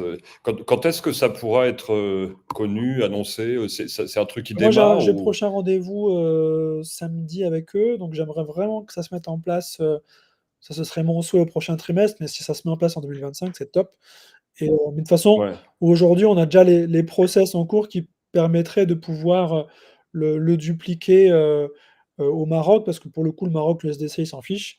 Donc on aurait plutôt, besoin d'avoir une blockchain qui serait, capable d'inscrire, de créer une sorte de stablecoin pour la monnaie légale, au Maroc. ouais, le dirham. Et d'ailleurs, c'est prévu dans la Ouais, loi, c'est voilà. ça qui est Donc à positif. partir du moment où il y a une unité, institution bancaire qui va émettre des dirhams sur la blockchain, ça va solutionner, ça va rendre facile les choses, quoi. C'est clair. Voilà, Ouais, non, non, mais la clé, elle est là, hein, mais ouais, super. Bah écoute, je vais te suivre de près. avec plaisir. Bon, bah, je suis très heureux justement que à cette occasion, hein, ça vous permette aussi d'échanger. Vous avez des, euh, des, des choses qui sont liées tous les deux, donc c'est très bien. Écoutez, ce que je vous propose, c'est qu'on passe à la chronique TradFi, qui va nous permettre de comprendre un petit peu ce qui se passe sur les marchés traditionnels et l'impact sur le secteur des crypto-monnaies. Et puis surtout, ça va nous donner quelques sujets de discussion. Si on doit parler un petit peu de l'actualité, j'aimerais avoir un petit peu ton avis sur tout ça, Grégory. Alors, je précise que cette chronique, elle m'a été fournie clé en main quasiment par Jonathan Solomon, qui est le fondateur d'une plateforme de notation et d'analyse crypto qui s'appelle Aria Crypto. Alors, en général, c'est lui qui vient la faire dans l'émission, mais là, exceptionnellement, il pouvait pas être là, mais il m'a dit, je te fais la chronique. Et puis, comme ça, tu la partageras pour tes auditeurs. Donc, merci à lui. Donc, ce que je vais faire, c'est que je vais agrandir un petit peu l'écran et ensuite, évidemment, je te reprends bien évidemment Grégory. Hop, on fait comme ça. Voilà, super. Alors, donc, concrètement, cette semaine, sur les marchés financiers traditionnels, c'était encore extrêmement volatile. Donc, on va essayer de s'intéresser à savoir pourquoi et de quelle manière. En l'occurrence, il y avait des grosses disparités régionales, donc en fonction des régions du monde. Donc, si on commence par l'Europe, par exemple, les marchés continuent d'être boostés par ce nouveau plan massif qu'a annoncé l'Allemagne, un plan massif de réarmement militaire qui vient d'être approuvé cette semaine, en début de semaine, par le Parlement allemand, le Bundestag. En France aussi, hein, vous savez, on parle là bientôt de lever de l'argent auprès des particuliers pour financer l'effort de guerre. On en parlera dans les prochaines semaines, évidemment, mais il s'agirait d'investir à partir de 500 euros dans les entreprises stratégiques françaises du secteur de la défense. Et donc, évidemment, si on revient à ce qui se passe en Allemagne, hein, c'est un plan de 500 milliards d'euros hein, quand même qui a été approuvé. Et là, évidemment, ça a immédiatement profité aux valeurs industrielles de la défense en Allemagne, mais aussi aux banques. Pourquoi? Parce que, évidemment, les banques, elles vont avoir intérêt à financer tout ça. Donc voilà, donc les banques et les valeurs industrielles et de défense, elles ont explosé en Allemagne en début de semaine.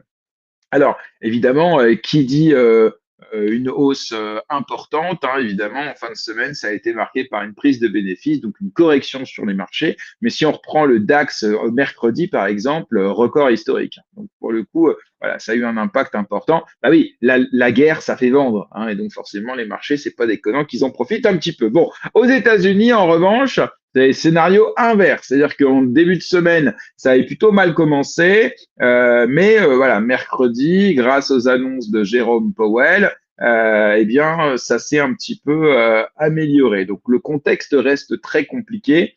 Je vous la fais courte, hein. Donald Trump, il continue à mettre la pression sur les marchés avec les tarifs douaniers. Alors, en plus, c'est assez erratique, hein, parce que voilà, un jour, il va décider de mettre des tarifs douaniers de 50%, le lendemain, il va les enlever, le jour d'après, il va les remettre. Et donc, forcément, face à cette incertitude, eh bien, les investisseurs et les marchés financiers restent plutôt prudents et donc, évidemment, baissiers, hein. On sait que les marchés n'aiment pas l'incertitude.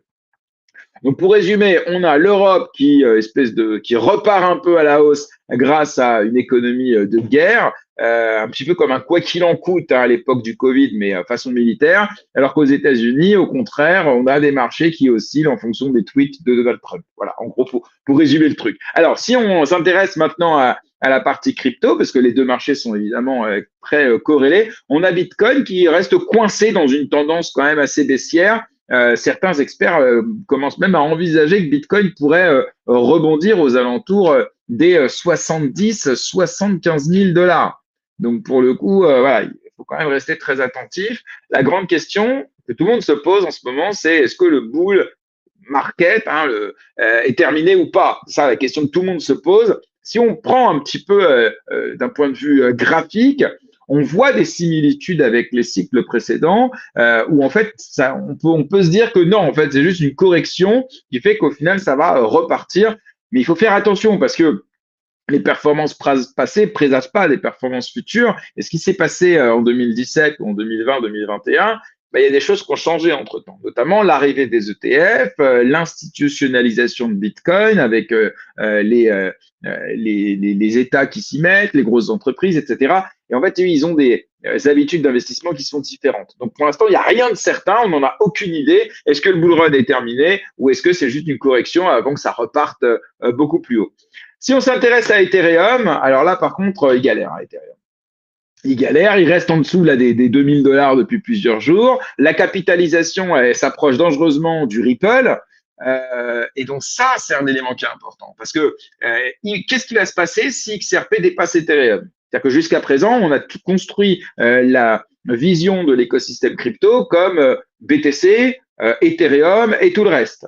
Demain, est-ce qu'on va se dire il y a BTC, XRP et tout le reste? Ou est-ce qu'il y aura un trio de tête? Donc ça, la parité BTC-ETH, elle est très suivie. Est-ce que demain, on va suivre la parité BTC-XRP? Donc ça, c'est un dossier qui va être très intéressant à suivre dans les prochaines semaines et Jonathan viendra nous en parler. Je rappelle qu'il y a quelques semaines, il nous avait parlé de la parité BTC-Or qui avait été extrêmement intéressante.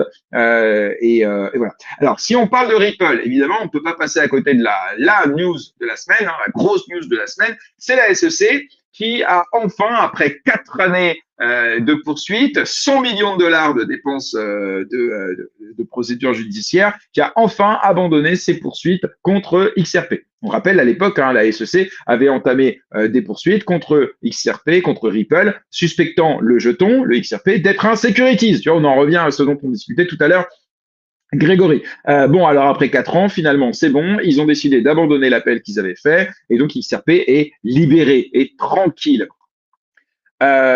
Bon, d'ailleurs, c'est intéressant parce que c'est un abandon de poursuite qui est finalement le dernier d'une longue série, hein, puisque depuis que Donald Trump a été élu, on a déjà eu Coinbase, Kraken, Robinhood, OpenSea, Consensus, enfin, toutes les enquêtes qui avaient été ouvertes par la SEC à l'époque de Gary Gensler, elles sont en train d'être abandonnées une à une.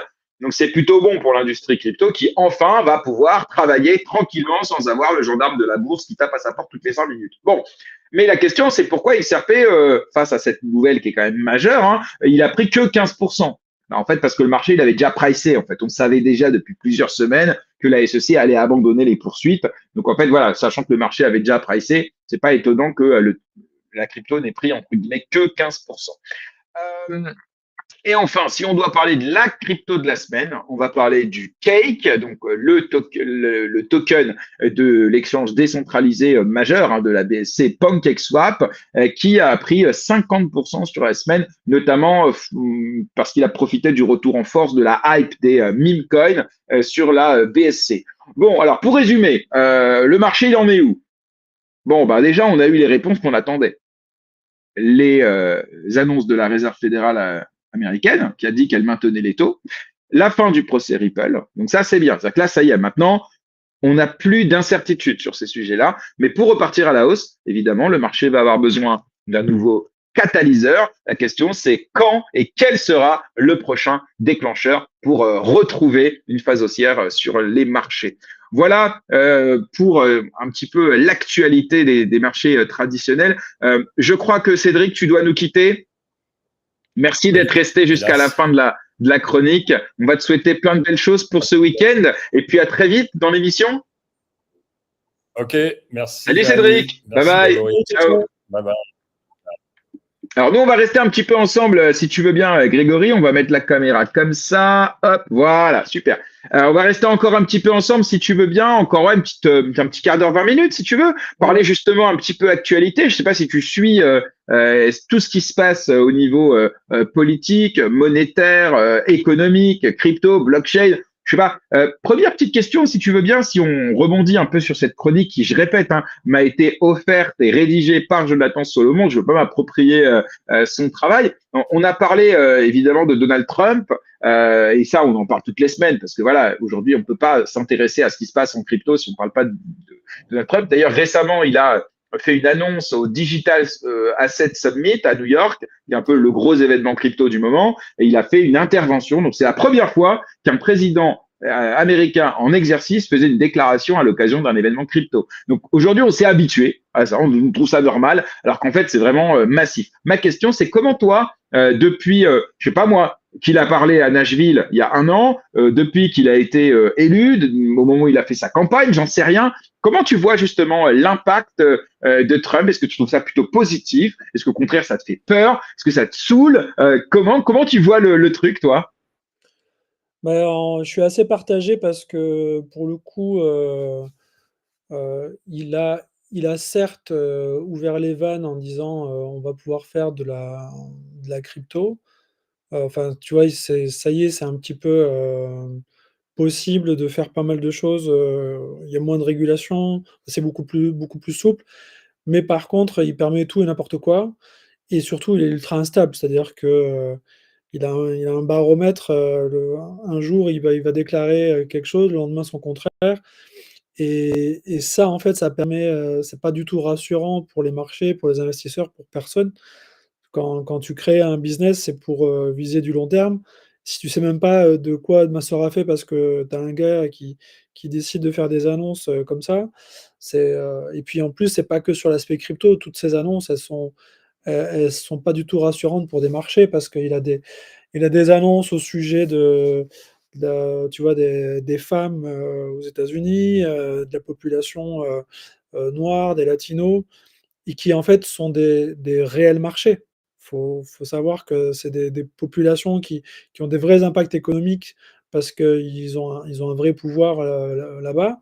Donc je suis pas très rassuré, moi, de Trump sur sa gestion.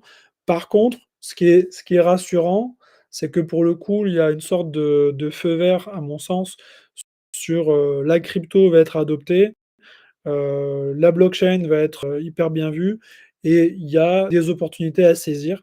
en fait, d'un point de vue business ou d'un point de vue investissement. Voilà. Moi, je vois, c'est un point de vue qui est partagé par beaucoup, effectivement. C'est vrai qu'au niveau sociétal et même économique, hein, d'ailleurs, Trump suscite beaucoup de craintes. Et c'est vrai que d'aucuns préfèrent des politiciens peut-être plus normaux, avec moins de frasques, avec peut-être moins de tweets, avec peut-être plus de stabilité, entre guillemets. Après, c'est vrai que au niveau des résultats, et là, ça fait que 60 jours hein, qu'il a été investi, mais c'est vrai qu'au niveau des résultats, ce sera intéressant de voir est-ce que une politique du bras de fer, une politique agressive, dans lequel on peut menacer de droits de douane de 50% et le lendemain, parce que tu as obtenu ce que tu veux, dire OK, je l'élève, et après dire attends, tu sais quoi, je vais quand même les remettre au cas où. Ouais, C'est vas-y, Grégory, si tu veux intervenir, n'hésite pas. ouais, Hein. c'est très compliqué de faire ça, quoi. Enfin, tu vois, c'est juste impossible. Au niveau business, si tu es avec des personnes qui te font ça, bah, au bout d'une semaine, tu dis: «Bon, on arrête la collaboration, point barre», quoi. En Sauf que fait, là, c'est qu'une question. En fait, c'est ça qui est intéressant, c'est qu'en fait, c'est qu'une question de rapport de force. Moi, ce que j'ai le sentiment, c'est que jusqu'à présent, ces rapports de force ont toujours existé, mais ils étaient pas publics. Ça se faisait dans les antichambres, ça se faisait dans le dos. On se rappelle, hein, la France qui a perdu son contrat d'armement de militaire, je crois, avec l'Australie, on a appris qu'on a perdu le contrat du jour au lendemain. Alors qu'en fait, ça se faisait dans l'antichambre, ça se faisait derrière en coulisses, et c'était pas Trump, hein, c'était Biden. Donc, alors que pour le coup, on disait pas que c'était un fou, tu vois. Donc en fait, là, ce qu'on a, c'est vraiment de la politique à la télé, puisqu'il fait des conférences de presse tous les jours, il parle à tout le monde, il dit ce qu'il pense, il dit ce qu'il fait, il fait ce qu'il dit. Mais c'est vrai que on n'est pas du tout habitué à cette méthode de gouvernance. Mais pour le coup, pour les entrepreneurs, par exemple, quand il dit qu'il va déréguler la crypto, moi surtout, beaucoup me disaient à l'époque, il va pas le faire, ou alors il pourra pas le faire, ou alors il va le faire, mais ça va prendre des années.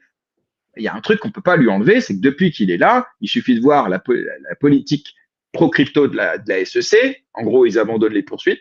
Et là, je l'ai cité tout à l'heure, l'énumération, c'est impressionnant. La réactivité à ce niveau-là, quoi. Donc, moi, ça, je t'avoue que j'aime bien, plutôt que des présidents qui se font élus et qui font pas ce pourquoi ils ont été élus, ou alors qui nous expliquent que c'est trop compliqué, que ça va prendre trop de temps. Mais c'est vrai que ce mécanisme du rapport de force, je peux comprendre qu'il en déstabilise certains.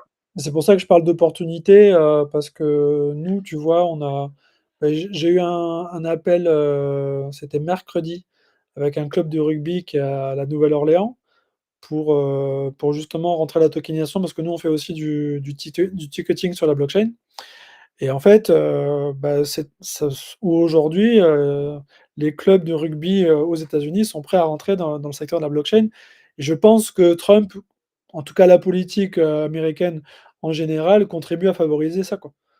Les gens disent: «Maintenant c'est bon, c'est le moment d'y aller», comme il y a, quelques années, internet, les gens disent: «C'est bon, maintenant on va se mettre internet, on va créer notre site, on va avoir des emails pour l'entreprise, point barre». Ouais. Non, mais c'est surtout que bon, ça plus la réserve stratégique crypto, hein, ça aussi c'est pareil, c'est qu'il y a des gens qui y avaient pensé mais qui se disaient c'est trop compliqué, ou c'est pas possible, ou il y a trop de freins réglementaires, etc. Donc ceux-là, ils doivent être contents parce que les freins sont levés petit à petit, mais il y a aussi tous les gens qu'on n'avait jamais entendu parler. Enfin, je veux dire, la notion de crypto-monnaie, de blockchain, etc. Même en France, tu vois qu'aujourd'hui, t'as des partis politiques, tu as des personnalités politiques, souvent du même bord d'ailleurs, mais ça, c'est pas le sujet, qui s'emparent du sujet, alors que jusqu'à présent, tu avais à peine le parti pirate qu'on parlait, quoi. Donc en vrai, l'impact effectivement d'un président des États-Unis qui parle de réserve stratégique au départ en Bitcoin et maintenant en crypto, en fait, l'impact sur le retail, sur les politiques, sur les politiciens, sur tout ça, en fait, il est énorme. Alors oui, il est maladroit, certainement qu'il est très itératif, lui-même, il ne sait pas exactement peut-être où il va, mais l'impact, moi je le vois vraiment, il est massif en fait.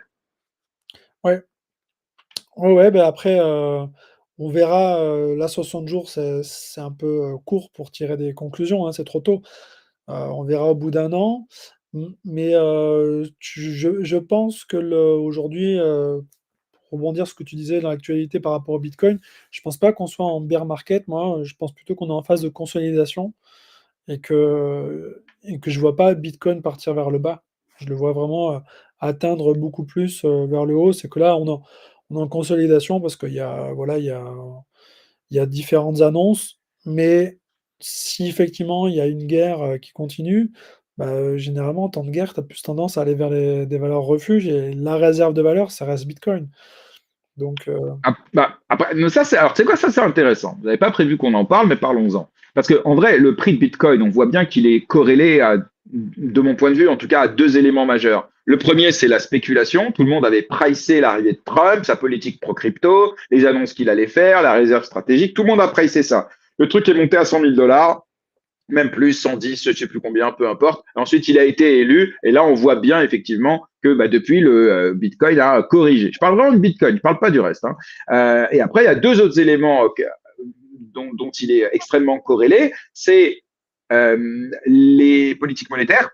En gros, si demain la Fed décide de baisser les taux massivement, ça va créer évidemment des liquidités qui vont pour partie aller se mettre sur les actifs risqués et notamment Bitcoin. D'ailleurs, je le dis à ceux qui nous écoutent, hein, Donald Trump a hier, je crois, appelé officiellement sur son réseau social la Fed à baisser les taux. Et il a dit ce serait bien que vous le fassiez pour le 2 avril, le jour de l'indépendance, je sais pas quoi, tu vois. Donc, on regardera le 2 avril si la Fed répond à son appel. Elle n'est pas obligée, elle est indépendante. Hein. Mais ça, ce serait un message fort. Et le troisième élément, c'est que Bitcoin est de plus en plus corrélé au marché plutôt traditionnel. J'en parlais juste avant. C'est-à-dire, si demain il y a une incertitude sur le marché, si demain il y a un risque de conflit mondial, je pense que l'or va continuer d'exploser ses ATH comme il le fait. Mais quand tu dis c'est la réserve de valeur, tout le monde n'est pas encore convaincu de ça, quoi. Donc, est-ce que tu as une lecture à peu près similaire à celle-ci? Est-ce que tu penses vraiment que Bitcoin, d'un point de vue mondial, hein, je parle vraiment massif, hein, est-ce que ça va devenir un or bis ou est-ce qu'on a encore du chemin? Parce que tu vois, c'est décorrélé pour l'instant. L'or continue de monter alors que Bitcoin corrige. oui, mais parce qu'en fait, Bitcoin, c'est encore une fois, c'est plus facile de vendre et d'acheter du Bitcoin que de l'or. Donc, si tu veux, il y a des effets d'achat-revente, pour moi, sur les marchés qui sont plus gros. Mais je pense qu'on est sur une période de consolidation et que ce mandat-là, qui en plus, c'est marrant, le mandat américain, c'est qu'on correspond à un an près à un cycle de Bitcoin. Et donc finalement, je pense que sur ce cycle 2024-2028, on va arriver sur une vraie adoption de masse et que Bitcoin va vraiment exploser parce que je revois le dernier cycle où on disait ouais Bitcoin ça va pas percer et en fait on a vu l'arrivée des ETF, on a vu le Salvador, le Centrafrique, des pays qui l'ont utilisé, maintenant une réserve. Je me dis il va y avoir ça va être une sorte de course. Si les États-Unis ont fait une réserve stratégique, tu peux être sûr que la Russie, la Chine vont faire la même chose, plein d'autres pays vont le faire, des grandes banques et ainsi de suite. C'est déjà, pardon, mais la Chine a annoncé officiellement qu'elle allait créer une réserve stratégique Bitcoin et Ethereum. Ben voilà, donc du coup, Ouais. quand ça va se faire, j'envisage pas que Bitcoin reparte en bas. Pour moi, justement, c'est la période de consolidation, c'est les gens, ils savent, est-ce qu'ils attendent ça pour savoir ce qu'on va en revendre ou ce qu'on va en acheter. Mais la smart money, c'est déjà positionné. Ils sont déjà sur des ordres de vente ou de l'achat. Ça, c'est sûr. Et Ouais. c'est pour ça d'ailleurs que les marchés sont corrélés, c'est que finalement, la smart money, tu sais, ils investissent dans tout. Donc, du coup, ils ont un peu d'argent dans l'or, ils ont un peu d'argent dans la bourse, ils ont un peu d'argent dans les commodités et dans Bitcoin. C'est comme, je sais pas si t'as déjà eu ça, ton conseiller banquier ou ton conseiller en gestion de patrimoine qui te dit faut pas acheter du Bitcoin et en fait, lui, il en a. Et c'est exactement la même Je chose. t'avoue que moi, j'ai une carrière de gestionnaire de patrimoine pendant des années, donc j'en ai pas mais ça doit arriver, effectivement, oui, c'est très possible. Bah, en fait, c'est typiquement ça, c'est-à-dire que le discours des grandes banques, c'est ah, Bitcoin, il faut pas y aller, blabla, parce qu'ils préfèrent vendre leurs produits, Bah, mais bien pour sûr. autant, ils en ont tous. Non, non, mais c'est vrai. D'ailleurs, c'est Ça, on va- intéressant de voir J'en parlais avec Arnaud Toiti récemment, qui regrettait malheureusement les banques qui continuent d'être assez réfractaires à ouvrir des comptes bancaires à des entreprises crypto, alors que les banques elles-mêmes, effectivement, vont commencer et commencent déjà à utiliser eux-mêmes la blockchain, les stablecoins, dans le cadre de leur bilan, dans le cadre de leurs opérations. Mais quand il s'agit de leurs clients, alors là, par contre, ils évitent d'accepter les activités crypto, quoi. Ça va faire comme Revolut, c'est-à-dire qu'au début, personne ne les voulait, et puis après, quand il y a eu le Covid, ils ont pris je sais pas combien de clients d'un coup, et je crois que des entreprises comme Société Générale ont peut-être perdu 15-20% de leurs clients parce qu'ils allaient sur des banques en ligne. Bah là, ça va être la même chose. La génération Z, ils vont dire: «Ah, vous faites pas de crypto, bah, on va ouvrir ailleurs». Et les banques, les néobanques ou les banques crypto, bah, vont rafler ce client-là. Tu vas voir On quand le il y voit aura hein, avec des banques comme Desblocs qui font un vrai effort de démocratisation, c'est bien. Hein. absolument. Je suis Ok. persuadé que Allkey va grandir aussi comme ça un petit peu. Et voilà. Ah, je vois que tu n'es plus seul. C'est trop mignon. Bonjour, bonjour, bonjour à toi, jeune bitcoiner en devenir. Bien, Grégory, pour moi, je pense que on a fait le tour et d'ailleurs, je pense que tu es appelé par ailleurs. Je vais te laisser quand même le mot de la fin, mon Grégory. Si tu veux ajouter quelque chose, n'hésite pas, je te laisse le micro.